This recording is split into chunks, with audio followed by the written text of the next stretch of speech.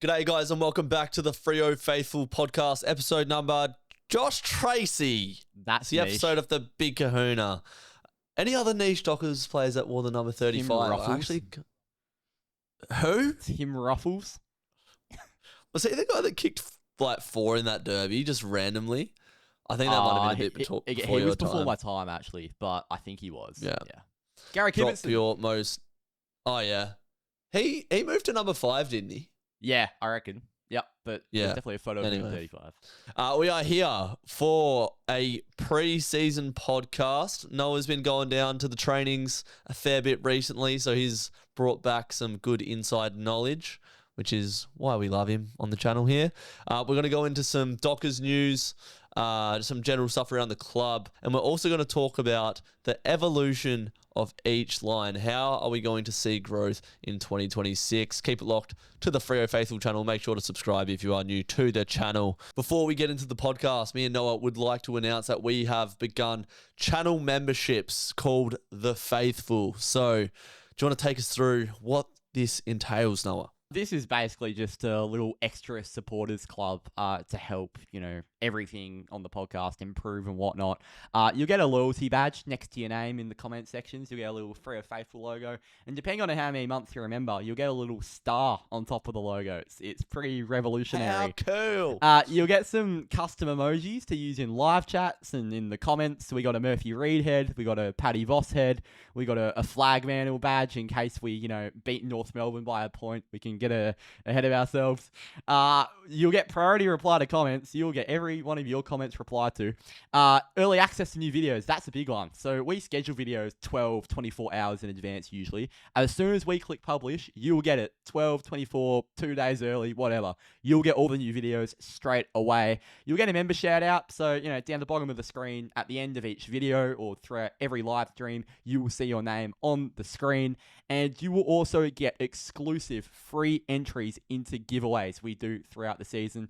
Nothing's been announced yet, but we'll have 1 or 2 giveaways throughout the season, and you will get a free entry into that. Well said, Noah. For $8.99 a month, you can join The Faithful. But no, on a real one, it just helps me and Noah actually dedicate time out of our life to do this. We love doing it. We're always going to do it anyway, but it sort of makes it a little bit more feasible, I suppose, and it just means a lot that you guys are showing us support to do what we love and provide you guys with Freo Dockers content. So if you can support and you're enjoying the content, it would be great if you could join the Faithful.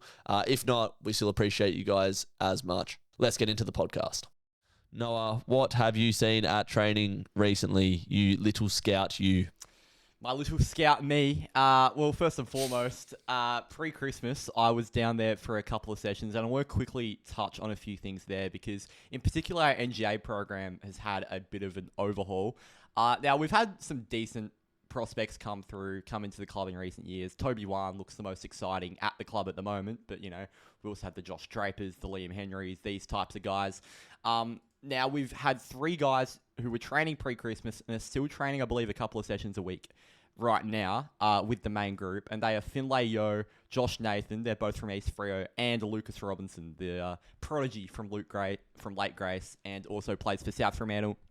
Now, from my knowledge, before this pre-season, the NGA guys were only getting about a session a week pre-Christmas, a little bit after Christmas, and then sort of being faded out of the senior program. These guys are getting 3 sessions a week. They're getting a gym session in the sort of club facilities. Freo are really honing in on this academy program going into this draft and into the next few drafts. In particular, they see the potential of a guy like Lucas Robinson, who will likely be a top 10 pick in next year's draft. And they really just want to maximize what they can do with him. And you've seen the Northern Academies and whatever. So we're really honing in on what we can do with the academy going forward. So they are spending a lot more time around the senior group. Nice. Good to know. Is Finlay Yeo related to Elliot Yeo by any chance? Nah, he's not. I wish I could tell you he is, but he's not. Funny surname. Josh Nathan, a mate of yours, old mate Natho. What has he said with his time at the club? What has his experience been like? He's enjoyed it. I've only spoken to him a couple of times, but he's a midfielder. He's a little stocky midfielder, very strong but very short. So he's been matching up on some very, very big human beings. I'm sure by the end of the year he'll be over 4'2". But yeah, he's enjoyed his time there, and yeah. So him and Yo are from East Freo. They'll play Colts there all year. But Lucas Robinson's the one we are super excited about. He's gonna be the prodigy. I mean, you think of a midfielder from Lake Grace, and I think we all know the name we're thinking of. So yeah, I'm really, really, really excited to see him, hone in on his craft. How's I heard Nathan Fyfe's back down living in Albany driving trucks again? Yeah, I saw that. Have you heard that? He did a video on YouTube with Sam Newman. That was the first we've seen of Fyfe since he retired. So yeah, he's just enjoying life down there. He doesn't seem like a bloke that'll go into the media. That being said, he's been good in the media every time, throughout his playing career. I remember the 2021 Grand Final in Perth. He was on the Channel 7 broadcast, and he was really good, really insightful. So I'd love to see him in the media at some stage, but I just don't think we will see that. We just need a Fifey tracker. Obviously not a live tracker because that'd be a bit weird, but just a check-in from Fifey once a week to just let us know how you're going, King. We miss you. But yeah, Lucas Robinson would love a fast, explosive, powerful mid. So we miss that prime Fife, and that's really what we're needing, and we'll go into that when we talk about the evolution of the midfield. What else have you seen at training, particularly with the main list?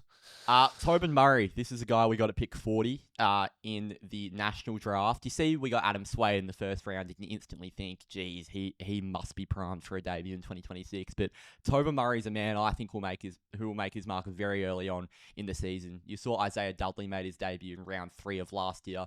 A very similar thing could happen with Murray because these guys aren't kids. Tobin Murray is a man. Isaiah Dudley was a man when he came into the system.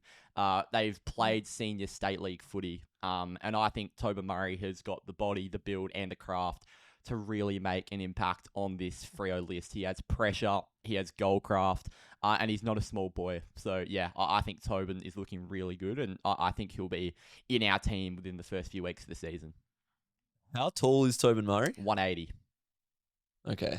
So he's not super short, handy size. but he's a small general forward. I like how you say he's a man. He's like 4 years younger than me, and I don't know if the viewers at home would consider me a man, but Tobin Murray, 4 years younger. God, he's a mature ager. Well, anyway. I tell you what, when you compare it to a guy like a Ryder Luke who has come in to the club bare bones, just nowhere near a game, and I assume he'll be playing some pure resis throughout the year. That's a project player. Ryder Luke is a project player. Tobin Murray is here for the now and here to play in 2026. So that's the sort of route we've gone with him. Fair play. You've been talking quite a lot about Ollie Murphy recently. Again, we're going to speak to the evolution of our back line, but he's probably our most untapped key defender that we haven't seen much of. You've been big on him so far this offseason. Yeah, he was the best interceptor in his draft class, and he got taken not a bolter pick. It was around sort of where he was projected, but I remember Fremantle were very, very happy to get him where they did. He's just sort of been, getting down to work at Peel for a couple of years. Hasn't really been knocking on the door of the AFL selection table. But I think this really could be his breakout year. He's a little bit of a unicorn down in the back line because he's 200 centimeters and he can push up onto halfback and really rack up the ball. And he can also be used as a forward. He kicked a goal last year and he played a couple of games as a key forward for Peel. So they're sort of developing him as a little bit of a swingman. So Ollie could get a go at either end of the ground if there's an injury or if his form at Peel is really just that good. Yeah, it's hard to say how pivotal he's going to be for our future. When there's players that are just down at Peel for so long, is there a reason they've been down there for so long and they aren't knocking down the doors? But you look at our key defenders and it would be very hard to get a game. So, yeah, it'll be a watch for Ollie Murphy this year. Paddy Voss, he was the Clubman of the Year last year, and you're just saying that he's, hasn't missed a beat over the off-season and he's just still dominating. He had a 300-kilo box squat, which is quite impressive. I heard all the boys are hitting PBs at the moment, which is good, but what have you seen from the big Voss man? I'm not going to tell you anything you've never heard before. He is just big, strong, dominant, and like Josh Tracy is looking very, very good at training, taking nothing away from him. But dominant, Patrick Voss is dominance personified. He was just barreling through our even stronger defenders. Like Alex Pearce was struggling to lay a glove on him. Brennan Cox was struggling to lay a glove on him. Taking nothing away from those boys, Paddy Voss is just looking in unbelievable nick. So I think he is going to be our leading goal kicker in 2026. I'm putting it out there. He was interviewed last week and he was talking about playing with Mason Cox, and the energy that Mason Cox has brought is something that's been spoken about quite widely. We're known for being quite a young, quiet group and quite an internal group. So a big, mouthy American to go along. Paddy Voss has brought out a little bit of personality, I suppose, in the group, which has been good. You've got here Jackson looking more like a midfielder than a ruck from when you've been going down. Any notes on Dogger? Yeah, he is looking like a complete midfielder. So we did our best 23s a few weeks ago, and I had Jackson playing in that third forward role. I can tell you right now that's just not going to happen. We will see both Amiss and Mason Cox in that round one team, is what I'm gathering from how training has been in this preseason. Luke Jackson is a genuine on-baller. He'll have stints in the ruck. He may have a very brief stint in the forward line, but there's no way he'll get a sort of key position role down in that forward line. He's looking very good as an on-baller. It's just going to be very interesting to see how our S&C team build him into this season, because there were a few games last year where he's very creative as that on-baller when things are going our way, but when things aren't going our way, there are some mids that are just lightning fast that can break off him and he becomes a bit of a liability. So it's going to be interesting to see how we utilize him in that role, but Luke Jackson, you can call him a midfielder from now on. There you go. What else have you been seeing at training? Just rattle through what notes you got, what you've been seeing, and we'll keep it moving. Leon Kickett is looking absolutely pristine. Training last Friday, he did a few things where the entire crowd, there were a few people that got on their feet and they were oohing and ahhing. Leon Kickett was doing some silly things. He's just lightning quick and really, really smart. He's got like that knack for goal that you just can't teach. And he played a game for Swannies in the league, Swan Districts in the league last season against Peel Thunder, and he kicked 2 goals. And from all reports, our defenders were giving him some pretty high praise to the higher ups at Freo, and that's actually a reason why we got him into the club. So yeah, Leon Kickett is a man that will, I think, make a dent in 2026. This is a big one we have to talk about. Jaeger O'Meara was playing halfback in some 18v18. Now, Jaeger is one that is very borderline whether he is a best 23 player. And another thing that's borderline is how we're going to fix our ball movement issues. Judd McVee's looked good at training. Jordan Clark is an All-Australian, and he's also looked good. We love what we saw from Cooper Simpson in our small sample size last year. But is this a way to extend Jaeger O'Meara's career? What do you reckon about that? I don't know how good he is as a defensive option. He's never played that position in his career. Like, even early days at Freo, he was a half forward, but he's always just been an on-baller. Probably not quick enough these days, so we push him to the outside. I don't know how much to buy into him playing as a halfback in our best 22, or best 23. He just isn't. I'd prefer Banfield over Jaeger O'Meara every day of the week on our half-back line from what we saw last year. So, for me, talk about borderline. He's literally on the fence for me, whether he's the best 23 player, and you could literally bring in someone like a Toby Wan, a Leon Kickett, an Ollie Murphy, and I'd easily, be happy to see Jaeger O'Meara playing down at Peel. So, yeah, a bit harsh on the man that's in our leadership group, but I just don't think he really contributes consistently enough at a high level. He does have good games, don't get me wrong, but there's also games where he just goes missing. So, yeah. I agree with the Banfield thing. I'd probably rather have Banfield down there. We're always going to experiment things through preseason. I reckon there would have been some silly things we were talking about in January last year. So, yeah, don't read too much into it, but it's definitely an option for Jaeger.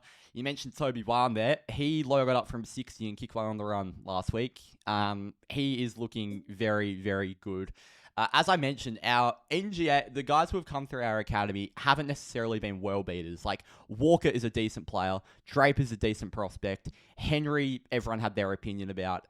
But we haven't had a world beater come through our NGA yet. And I don't think there's been a bloke that's come through our academy with as much potential as Toby Wan. I think he looks absolutely pristine. I still don't know if he'll get a game in 2026. He hasn't even played a Waffle senior game yet, so I definitely think he'll spend some time there. But I'm loving what I'm seeing from Toby, and considering I'm seeing some pretty average things from our other wingers at training, Toby will get a look in at some stage of this year. That's what we want to see, a silky left foot damaging winger. Keep it rolling. You're providing good insight here, so I don't want to get in your way.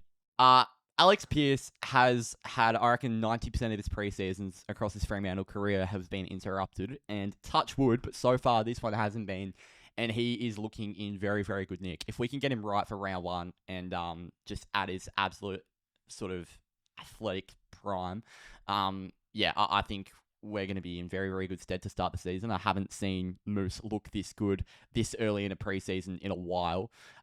Luke Ryan, he had the no contact cap on and he wasn't really playing much 18v18.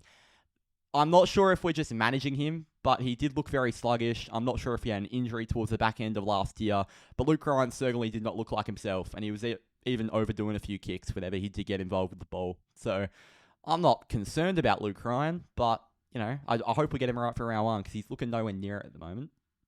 Yeah, at some point, our backline's going to break down. We've spoke about how we haven't really seen the backline evolve or, played guys like Murphy or Hugh Davies or much of Josh Draper last season. And that's because Luke Ryan, for such a long time, has just been the most reliable defender. I don't think he's missed... I'd like to see the stat on it when the last time Luke Ryan missed a game of footy was, because I feel like he has just been in our 22 starting on the field since 2019. So, it wouldn't surprise me if he, started to miss a little bit of footy. To hear that, it sort of makes sense, but hopefully it was just a tough day for Spooky Lukey and he can get back to his best pretty soon. Well, I believe it was either the Sydney or the Hawthorn game last year. Luke played his 100th consecutive game and he didn't miss a game until the end of the year as well. So he's played about 110 in a row at this point. So yeah, you're probably right. I think the same things about our midfield. Caleb Strong and Andrew Brayshaw have not missed any football. Brayshaw's only missed footy from the gaff punch, and Sarong hasn't missed anything since he debuted in 2020. So I'm a bit nervous about that as well. But anyway, we'll keep it moving. When you think about our list, what do you think we need? Wingers. Well, can I introduce you a small forward by the name of Chris Sherry from the Northern Bull Ants, 177 centimetres. And I hate to say it, he's looking brilliant. I'd never seen this bloke play in my life. But again, he's mature age. He was training with an AFL club last off-season, and I cannot remember which club, but he does have AFL experience around that sort of training program. He looks awesome. Very speedy, very agile. I reckon he'll be on our list around that sort of February period when we signed Dudley last year. The real question is, do we actually need another small forward? I mean, I guess talent is talent. I don't know what else to say about that, but it probably wouldn't fit our list needs. Yeah, it says here he played for the Richmond VFL team. Or he signed with Richmond's VFL team? I think he signed for Richmond VFL for this year, in case he doesn't get an AFL gig. But he's training with us at the moment. Anyway, Chris Sherry, keep your eyes peeled on him. It's been a little bit too long without any Murphy Reid prop, so here we are. He is... I don't want to say he's going to go to another level, but he's going to another level. His polish is... It just gets better every time I watch him. He keeps on pulling off these kicks, which I don't actually know the physics of the Sharon and how the ball even goes in that direction. And I'm not sure if you saw on Freo's Instagram, but he made this handball out of a contest over his head, right into the path of, I believe, Caleb Sarong. And his footy smarts are just off the scale. I don't think I need to tell you that. Jye Amiss and Sam Sturt are two that have caught my eye, not necessarily due to football. Jye Amiss has certainly caught my eye because of footballing reasons, because I think he's looking in really good nick. And I think our coaching and sort of S&C department have slimmed him down to the point where he looks quicker and more agile, and he's covering more ground, which is what he couldn't do in 2025. And he made himself a bit of a liability. Now, Mason Cox has looked brilliant all preseason, but if Jye Amiss continues training the way he is training, he will be that third forward and he will perform at AFL standard. He's absolutely got the talent.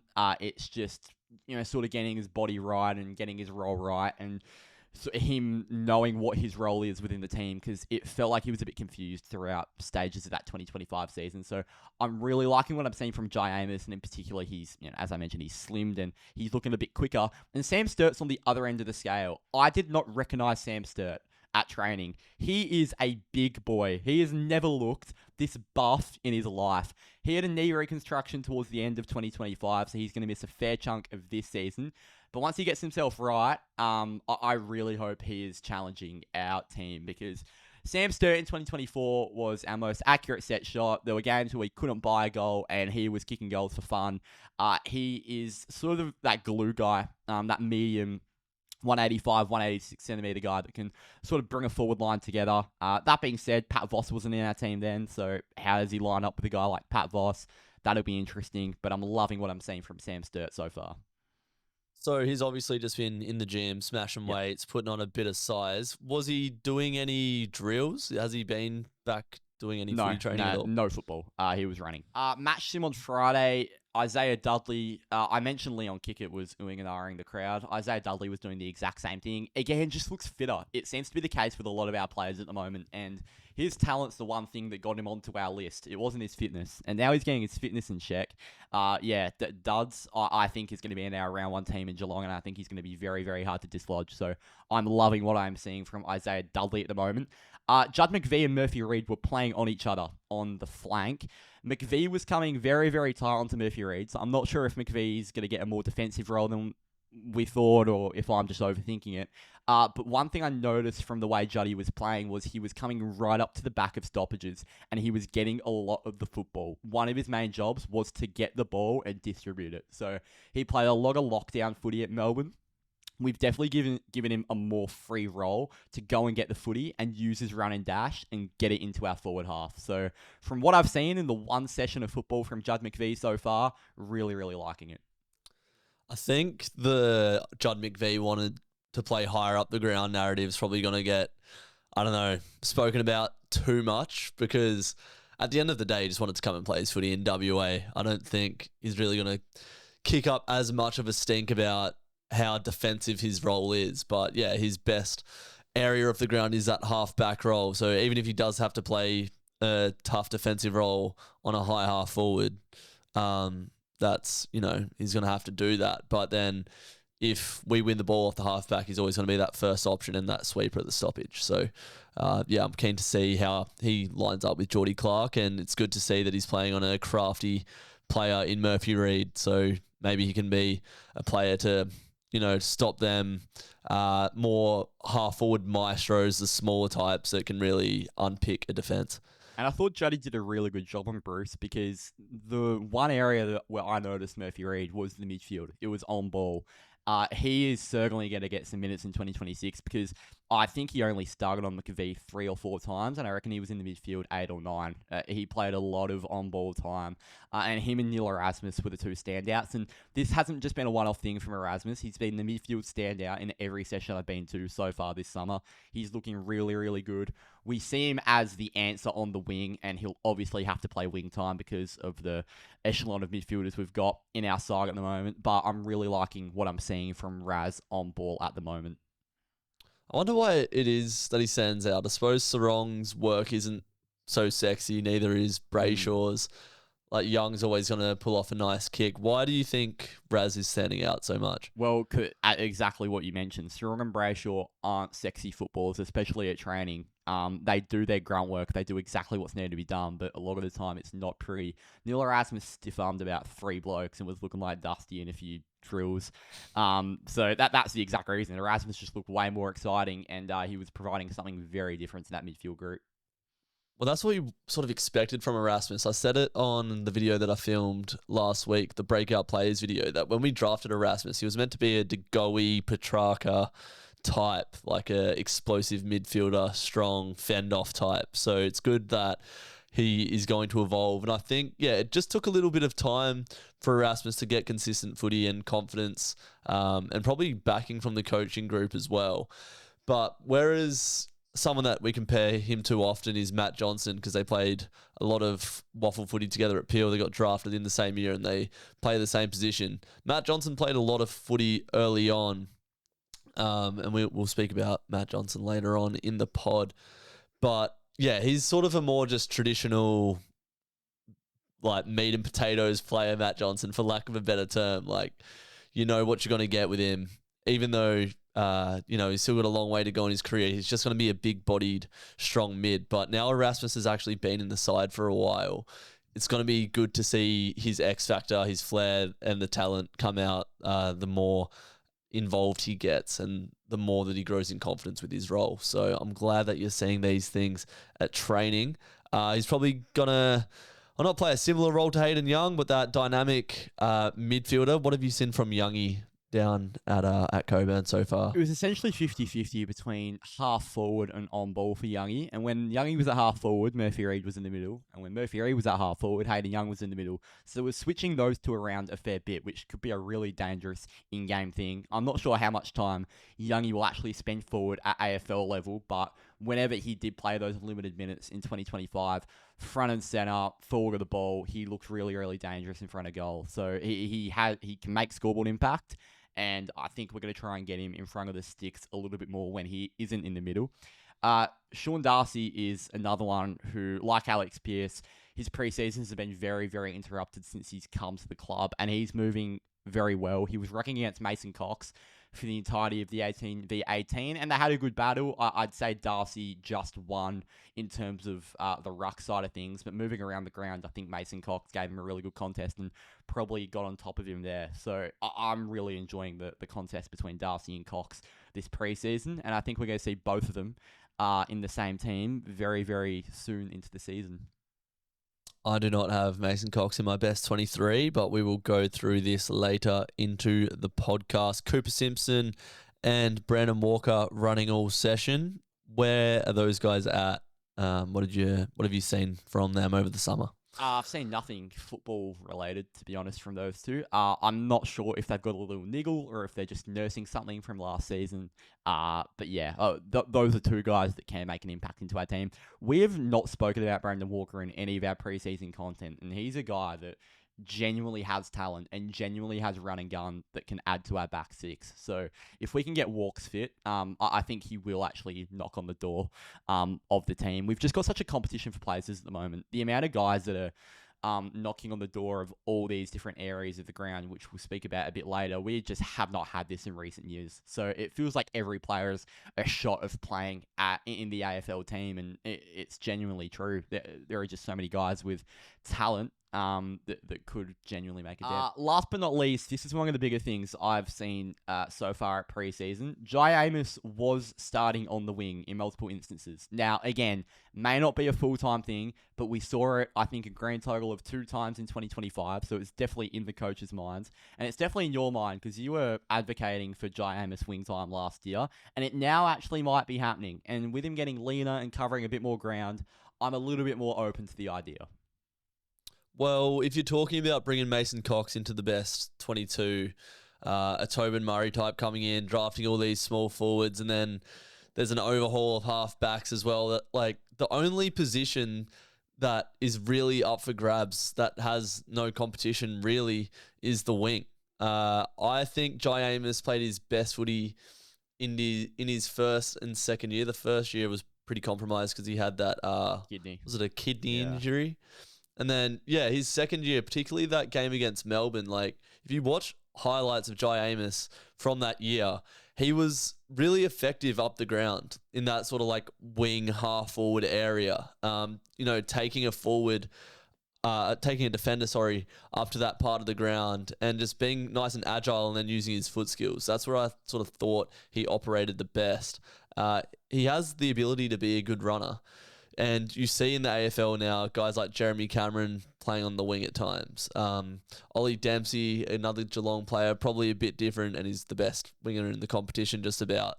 But he's a player that has a massive impact forward of the ball from the wing. So Jye Amiss has requested to have a different role than he had in 2025 because he was pretty much just like a deep lying forward, hardly saw any of the footy, and for that reason became a bit of a whipping boy. So I don't mind it. I don't mind the idea. He could be a target down the line and, yeah, get more of the footy in his hands, which he obviously needs to build his confidence.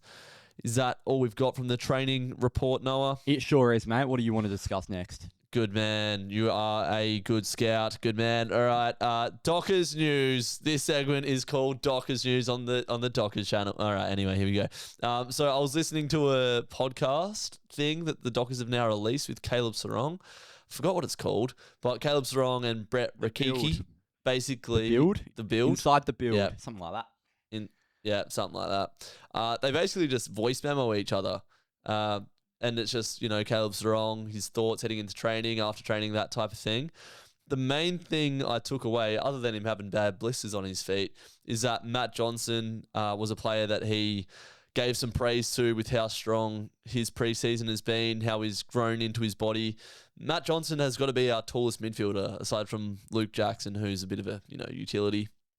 But apparently he's just been having a really strong preseason. He's not bulked up, but just grown into his body and has really known or developed the ability to use his strength. So he has been vying for an inside midfield spot, which, it's tough competition in there. But Matt Johnson isn't an outside player. Outside players, aside from their aerobic ability, their most important attribute has to be foot skills. And Matt Johnson has below average foot skills. We spoke about it on the podcast in 2025 that Matt Johnson's best games are when he handballs more than he kicks, because he's always going to be a big body. He's always going to be strong. I wouldn't say he's a liability on the inside because he lays quite a strong tackle as well. So if he is to be an on-ball full-time mid, I don't mind it. And it's good to hear that he's getting praise from Caleb. So inside, strong Matt Johnson, that's going to be his best. We don't want to see him on the wing, I don't think, in 2026. Nah, absolutely not. And, we were just speaking about if Sarong or Brayshaw or one of our main guys on the inside miss any footy in 2026. In the past, I probably would have said the closest thing to Sarong as a like-for-like was Will Brodie. Will Brodie's no longer at the club. Matt Johnson may have to step into that void at some point and actually be our main anchor in the midfield. So yeah, it's going to be, I hope Matt Johnson, I hope everything that Caleb Sarong's saying about Matt Johnson turns out to be true, and I hope he has a really big year. Yeah, it's hard to say whether players are just like nicing up each other's, pre-seasons to give them some confidence, or if they're actually going to make a dent. Geordie Clark has joined the leadership group. I don't know how much Geordie wanted this, or if his character was just so seamlessly sort of able to be integrated into the leadership group, because he's been such a strong voice for us down back. He's grown in maturity exponentially in the past couple of years. And we spoke on the podcast last year about how he pretty much is a leader at the club, and he has been added to the leadership group. So him and Moose, the guys down in the back line who are making it happen for us in terms of leadership. I think you've hit the nail on the head there. Geordie's character is perfect for the leadership group. I think he's unofficially been in the leadership group for a couple of years now, with just the way he goes around the club and the way he conducts himself on and off the field. So, he's a great ambassador for our club, and I'm very happy he's got a more official role as a leader. We were sort of alluding to the evolution of each line as we were going through the training notes with Noah. So I wanted to go over each line here, certain players, how we expect them to evolve in 2026. Starting off with the back line. So I think Pierce, Cox and Ryan have just held it down for so long and done such a good job that it's almost been not an area of neglect, but the lockdown defender role has been covered for such a long time now that we haven't seen the evolution in that area of the field. So Ollie Murphy's a player that we've spoken about. We want to see him have a breakout year and play AFL footy. Whether he's up to the task or not, we're going to have to find out at some point. He can't just stay on the list and not play any footy year on year and get rewarded with contracts. That's not how it works. Hugh Davies, when he's come in, hasn't put a foot wrong, but again, tough role to lock down when Moose, Cox and Ryan are doing such a good job. And Joshy Draper, he's shown competence at times. I think his first year was probably better than his second year. He played more consistent footy and played with a lot of confidence at times. But we need to see him growing that confidence and just find a strong role as a deep defender if he is going to be a player that we persist with going forward. What do you see in this part of the field? How do you want this to evolve? Hugh Davies is a really interesting one because I don't look at Davies as being a big, burly, strong key back that can be our anchor and really hold down the fort. I see him as still a bit of a developing player that got thrown into the AFL team out of necessity. And from what I've seen so far at preseason, he has looked a little bit off it. Like, I've enjoyed what I've seen from Draper, Murphy, Pearce, Cox. Hugh Davies is the one that hasn't really looked up to standard. So I agree.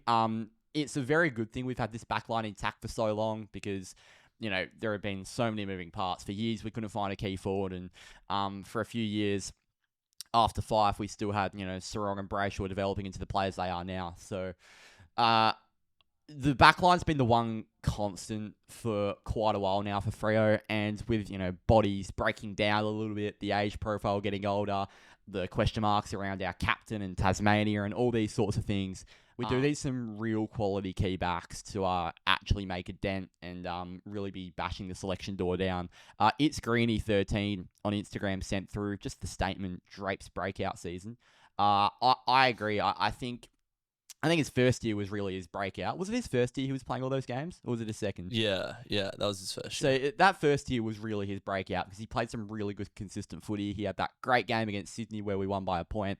Last year, a little bit harder. He got thrown into the deep end in that Melbourne game and shit kind of just hit the fan from there on out, and Omac was favoured over him. Drapes has talent, and he's got athleticism. And a little bit like Ollie Murphy, he's a very, very unique key back. So I really hope Drapes finds his feet again in 2026, and he's massively a confidence player. When he was playing bad footy in 2025, it was because he was low on confidence. So if he can get that in check, then I think he'll be a good asset going forward. There are just some players that you can really tell are in their own head. Like we've spoken about Amiss, Frederick, Draper's another one.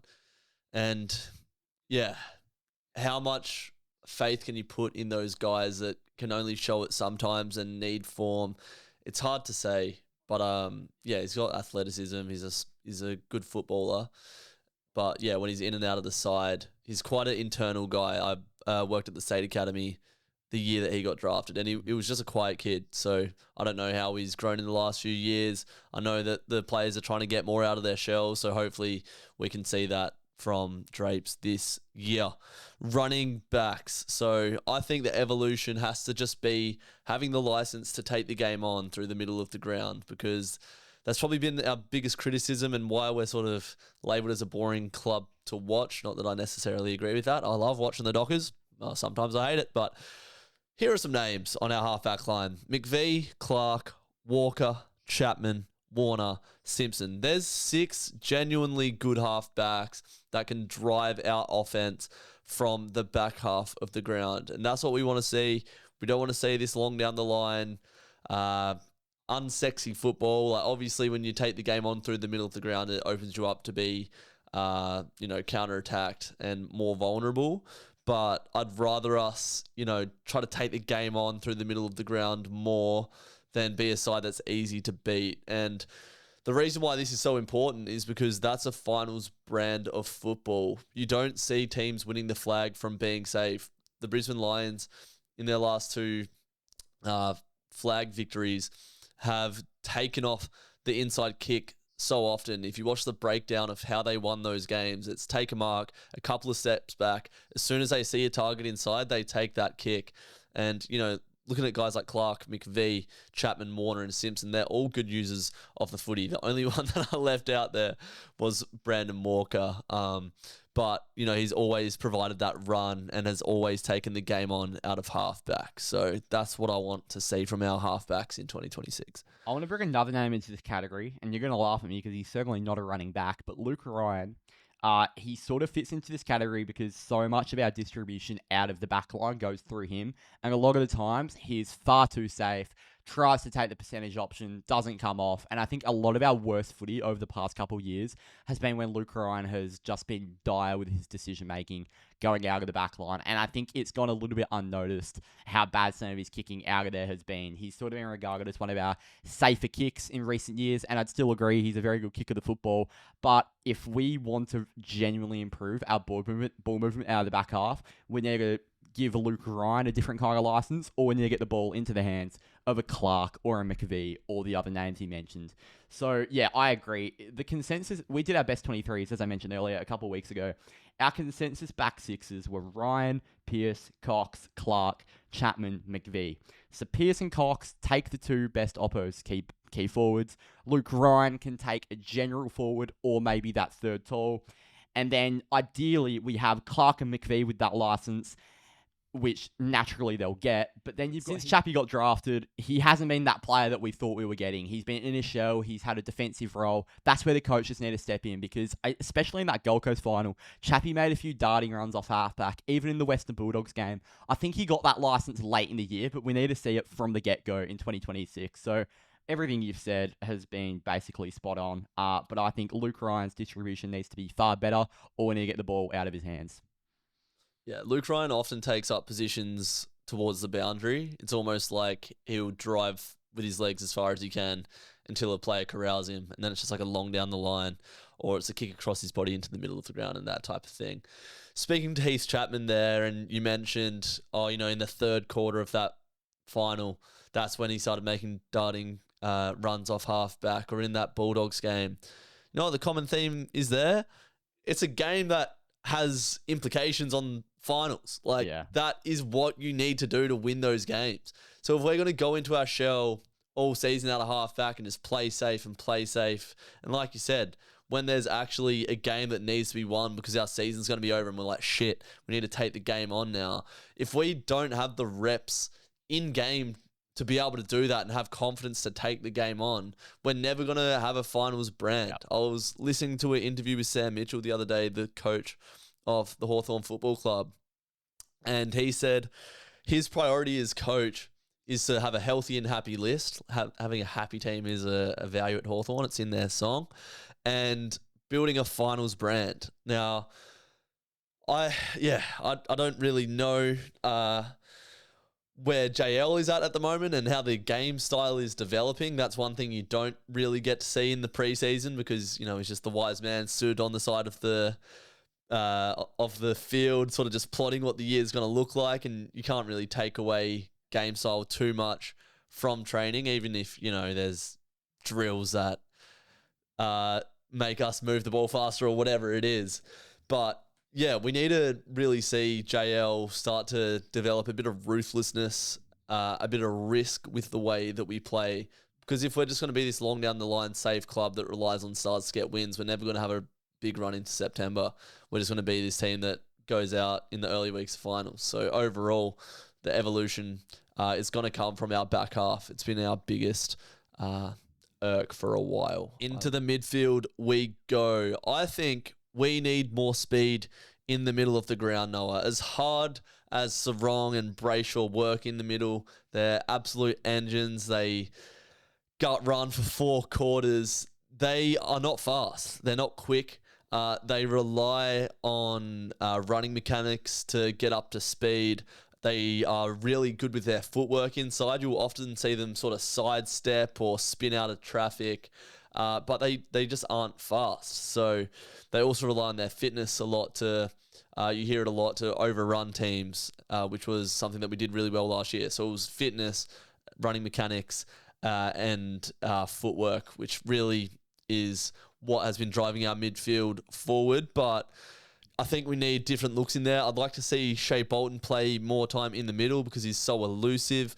Murphy Reid, I'm not sure how much midfield time I'd want to see for him because, again, I think we've got enough craft in there. I think Brayshaw, Sarong, these guys, Young, they're good with their skills. I think it literally is just a change of pace. Hayden Young's explosive, but again, he's not like quick off the mark. Like, think of every time, and not a midfielder, probably a bad example, but think of quickness as Hayden Ballantyne, right? Like, got the ball, gone. Like, just rapid. I think we need that fleet-footedness, and that's why we've seen Sam Switkowski go through there at times. And with Hayden Young, even though he is explosive, he's probably going to sort of operate more on the outside in the half-forward area of the ground. So more of Shea, potentially more of Bruce if he can improve his speed. And then, the big bodies of Matt Johnson and Luke Jackson is probably going to be the way that our midfield evolves. I'm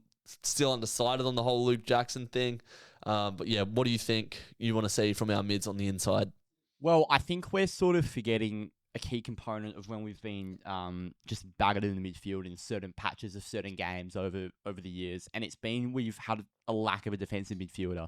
So all of these points about Sarong and Brayshaw, having some great grunt and then having the attacking midfielder on the outside get to work forward of the ball, they are all completely valid points, and I completely agree with you, but we can't just completely disregard the defensive midfielder role. When we didn't have Hayden Young last year, there were a few points, especially the second Port Adelaide game of the year away at the Adelaide Oval. That second quarter, we just got battered clearance after clearance after clearance because we didn't have a bigger body behind the ball. And I still worry about Luke Jackson's speed and agility if he wants to play that role. I think that's one area we need to address in this preseason and not get 4 rounds into the season and go, oh shit, we're getting bagged in the midfield. We don't have a guy that can do this behind the ball. I think we just need to address that.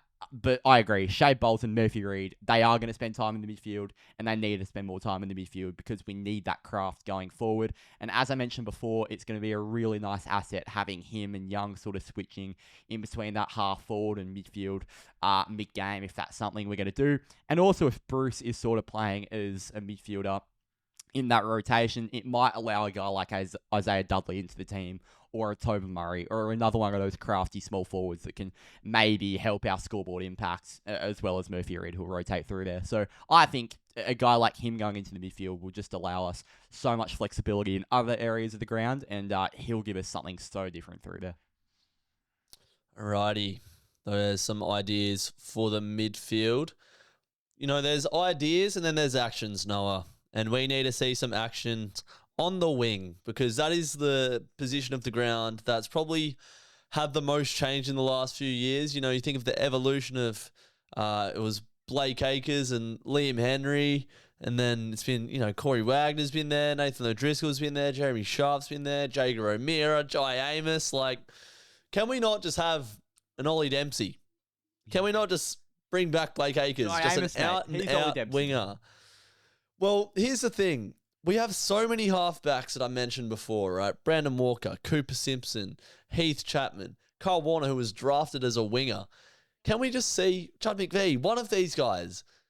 Can we have the courage as a football club to make the decision to go, we need a positional change because the wing is a glaring area of weakness and we need strength? Because if we roll into Geelong round 1 with Jaeger O'Meara on one wing and Nathan O'Driscoll on the other, I'm telling you right now, we're losing by 7 goals. Like, that is such an important position, offensively, defensively, to hold the shape. And we just haven't had it there for a while. So I would like to see a positional change. I want to see a new player, maybe a Corey Wagner. But again, Corey Wagner's like a Swiss Army knife. So he's not going to play there every week because there's going to be weeks where he'll tag a Zach Butters or a Nick Dacos because he is our tagger. So you can't just go, oh yeah, Corey Wagner on the wing and then figure out the other one. Like, we need 2 genuine wingers to announce themselves this year. I'm going to put something out there that's a bit controversial about our wings. I think the answer is Jeremy Sharp. I'm not sure if you're expecting that, but I just think Jeremy Sharp is going to be back in our team this year and playing some good football. I just think he had a down year last year. I think there's talent there. He is a proper wingman. His foot skills aren't incredible, but I think with his running capacity mixed in with a build and ability to actually get himself in the game, that was the one thing that sort of dislodged him out of our team last year. He was running non-stop and he was covering so much ground and providing good width to our team, but he wasn't getting himself involved in the game. So I think Jeremy Sharp is a really good prototype wingman. If he can find a way to get on the inside a little bit more, find the ball a little bit more, I think our structure last year looked the best when Jeremy Sharp was running out on that wing. So I think with a few fans have just dislodged him from their minds. I certainly did for a fair portion of this preseason. But I saw him. I saw him at training the other day, and I thought, geez, he still looks alright. Like, he had a good first year at Freo. He played more than half of last year. I still think Sharp has a spot in the Dockers team. So, yeah, don't forget about Jeremy Sharp. I think he'll be one of our guys. I've seen him have some good games. A game that I vividly remember is the gather round loss to Carlton. I thought he was really good that day. His handball chains, almost like a tiki-taka-esque performance running the line as a winger. So I do like him in terms of his running ability. Don't forget as well, he can kick a goal from outside 50. He has kicked a fair few goals from that wing position. I think Jeremy Sharp's biggest area of weakness, his attribute that probably lets him down the most, is footy IQ.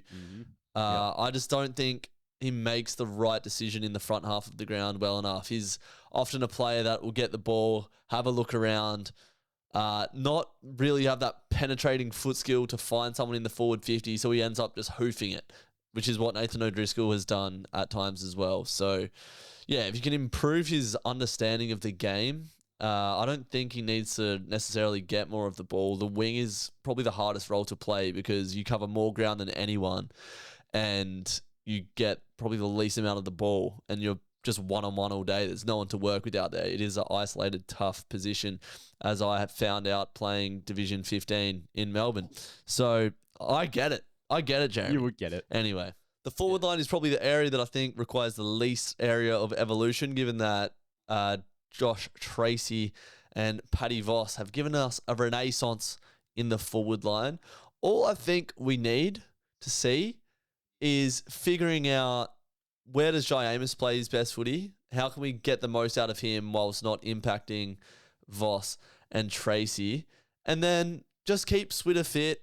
Let's see Tobin Murray play. Let's see Dudley evolve. I think for the most part, we should be sweet. The fifth rotation is going to open up availabilities to players to roll through the midfield and the forward line. It might allow some of our key backs to get more of a rest so they don't get as burnt out when we're talking about Pearce, Luke Ryan, Brennan Cox, because really we've operated with a wing rotation, a mid rotation, a tall rotation. We've been slaughtered in the past and we will continue to be slaughtered for this Darcy Dogger dynamic in the ruck rotation. So I just don't know how that's going to look if you add Mason Cox to that as well. I think Mason Cox should purely be a backup. I know he's boisterous. I know he's quite an extroverted personality, so he's always going to be knocking down the door of selection. You already know he's going to have a question asked about him every single press conference of this year.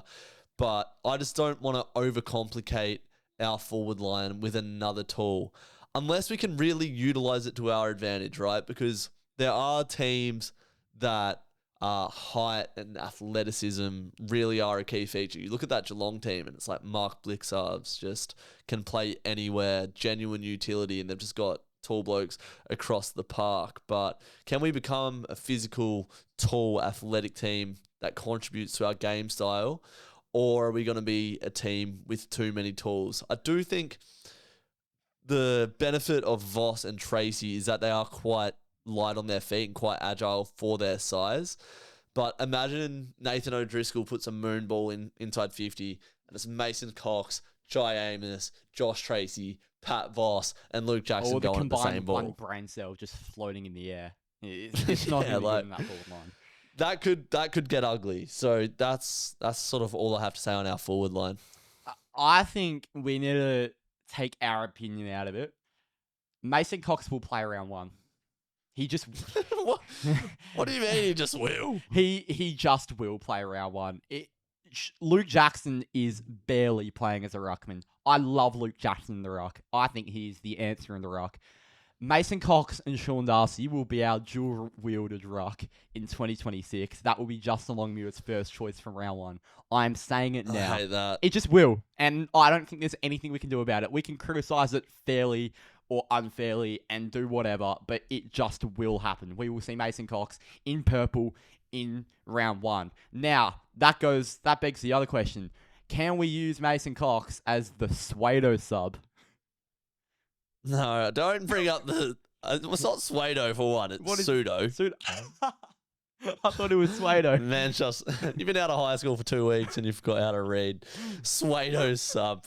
There was an article written today on AFL.com like, coaches might leave players out for more game time. Yeah, the fifth position on the bench will open up opportunity for more tactical stuff and players that'll play less game time.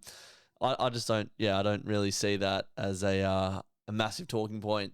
It just opens up more flexibility for what you're going to do with that 23rd player.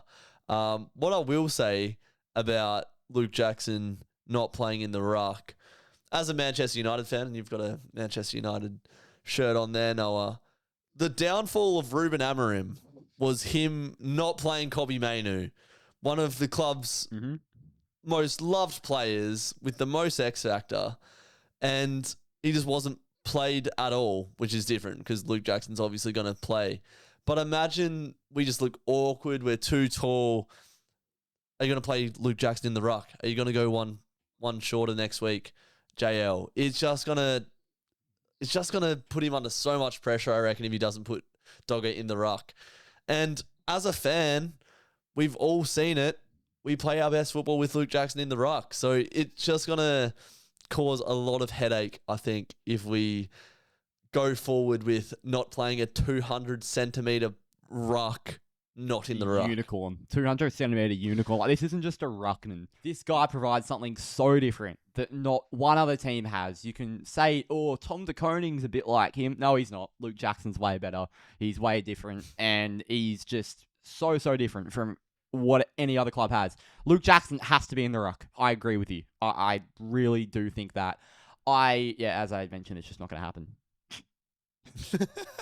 That's a good way to round out the point. He is a generational ruck. I want to see him in the ruck, but it won't happen. By the way, thanks for bringing... I think Jye would be a great United manager. He's that stubborn. He's just not doing it. We haven't mentioned Aaron Wan-Bissaka in about 10 episodes. So I'm happy you've let's keep that streak going. Anyhow, that's pretty much the evolution, how I see it this year and what I wish to see. I did my AFL predictions on the Drewzy channel last week. Sort of like a grouping type video. Go check it out if you haven't already. And I got slaughtered in the comments for people being like, Dockers fans are so entitled. They've done, one F-all and they just expect to be contenders. Which, fair play. But then I speak to people in person and they're like, Freo are on for a good year this year. Yeah, I know it's a bit of a side point, but yeah, do you actually think we're going to contend for the flag this year? Like, do you think we're actually there? Or do you think there's too many questions with, finding the best position for Luke Jackson, the wing roles? Do we have depth in defence? What does our best midfield rotation look like? Do you think there's too many questions or do you think we're ready to go? I think there being too many questions, I think it's the complete opposite. It is deathly silent here in WA. I've never had more fun in a preseason because at the moment I don't care. I really don't care. I know I run a Fremantle fan channel, but for years on end, there's been a storyline in every preseason why we're going to be so good in the upcoming year. There's nothing. We're just focused on the job. We haven't brought in any big name. We didn't draft a top 10 pick. There's just nothing really going on. When Mason Cox has been asked about at every press conference, nothing exciting is really happening. We're just building on what we did last year, and I think that's a steady, good trajectory. So we are going very under the radar. I don't think any of the Eastern States media are really talking about us at the moment like they ever do. The WA media has just been a little bit bland in terms of our preseason because there's just nothing really going on. I think we're just going under the radar. I'm quite enjoying how this preseason is shaping up. The questions will start to come if those issues on the field, like the four tools and whatnot, if those four tools actually, are an issue and those other problems start to brew. Like last preseason, we had Shea Bolton and we had Murphy Reid, who's a top 15 pick, and the club, we were in dreamland, we were going to win the flag. Then we rocked up to Geelong and lost by 12 goals, and it was just a horrible start to the season. The hope is, I don't have sky-high hope. I've only got sky-high expectations. So I'm not getting, too far ahead of myself. I'm just enjoying the wave at the moment. Oh, yeah. Well said. Also, last preseason, had a fair few injuries. I feel like Hayden Young missed a large chunk of preseason. Shea Bolton was injured in the preseason as well. There's probably some others that I'm forgetting. Darcy might have been. Well, Michael Walters got injured in that second preseason game, and we didn't see him again. Yeah. Oh, God, don't make me cry sorry. now. But yeah, now our injury list, off the top of my head, Aiden Riddle, who hasn't played a game, did his ankle. Sturt, just smashing weights in the gym. And Warner did an ankle at training the other day, but nothing too serious. He's done something, though. He's fine. So, and you look at other clubs around the league, Will Day, another shoulder, like, terrible. Mm-hmm. Like, we want to see the best players play. Dan Curtin did his knee the other day. Moore and Howe, same day at training, both gone down with, I think it was muscle strains in their legs. So we've done well. The new high performance department, so far so good. We're staying healthy. We're working hard. Noah's down there getting us all the inside scoops, and it sounds good. So hopefully we can keep a level head, stay poised, and yeah, really be a consistently good side that plays a good brand of footy in 2026. That's the hope. Yeah, you've nailed it there. We just keep a level head. Like, our first 3 games of the season are Geelong away, then Richmond and Melbourne at home. It goes very, very difficult, and then 2 games you must chalk up as a win. So if we lose in Geelong, we can't go too far the other way. Oh, we're shit, season's over. And then if we win 2 against Richmond and Melbourne, we can't go, we are back, we're winning the flag, blah, blah, blah. We just have to keep a level head. Because but we will. We will. We say it now. But we just have to keep a level head because we know how quickly things can change. And that last season in particular, I thought our build into finals was so good. We had a great win against the Bulldogs and then shat the bed against the Suns. So, yeah. But again, level head, that's the main thing. I'm just enjoying the wave at the moment. You tend to shit the bed in finals when you don't have a finals brand. So that's why we were talking about before, having that finals brand. God, it would be so good to come out in round 1 and beat Geelong after last year as well, like being non-competitive. Even to just, and you know, this probably sounds a bit defeatist, but even to just be in it for a chance to win it in the 4th quarter, like just make it a good game in round 1. Not many teams go to Geelong and win. I'll be driving down the freeway. I just want to come back, not shaking my head going, same shit, different year. Like, we just got to show up and take it to them, and I think we will. I reckon we wrap the podcast there, Noah. Thank you guys for listening. If you made it this far, make sure to leave a like, comment down below your thoughts heading into the 2026 season, and subscribe. Rate us 5 stars on Spotify. We'll see you in the next video. There'll be more content coming out soon. Make sure you stay locked to the Instagram where Noah's posting pretty much daily, and we will see you in the next one. Hold up. Not just Instagram, TikTok, X, Facebook, YouTube We're Shorts. everywhere. We are everywhere. Just follow us on every platform. You'll find us. Yes. All right. We'll see you on some platform at some point soon. Take care.